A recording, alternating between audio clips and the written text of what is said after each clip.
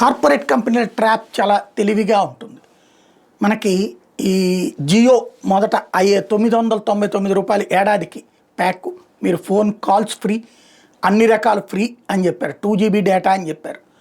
తర్వాతన అందులో మళ్ళీ రూ. 500 డిస్కౌంట్ ఇచ్చారు. రూ. 499కే ఫోన్ ఫస్ట్ ఇయర్ మొత్తం వాడాం. ఆ తర్వాత 999 అట్లా ఇప్పుడు 5999 దాకా ప్యాకేజ్ వెళ్ళిపోయింది. 4999, 5000 అంటే ముందు అలవాటు చేసి ఆ తర్వాతన ఇప్పుడు అదే సిస్టమ్ కొత్త మోడల్ ఎయిర్టెల్ వాళ్ళకి సంబంధించినటువంటి దాన్ని ఏమంటారు ఆర్టిఫిషియల్ ఇంటెలిజెన్స్ని 1 ఇయర్ ఫ్రీ ఇస్తుంది. గూగుల్ 1 ఇయర్ జెమినీ ప్రో ఫ్రీగా ఇస్తుంది.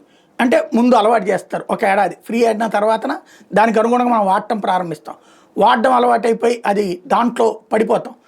అప్పుడు ధరలు పెంచుతారు, ఫిక్స్ చేస్తారు.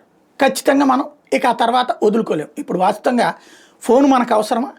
ఫోన్ అనేటటువంటిది ఇవాళ రోజున లేకపోతే పెళ్ళాం మొగుడు లేకపోయినా పర్లేదు కానీ ఫోన్ లేకపోతే బతకలేము.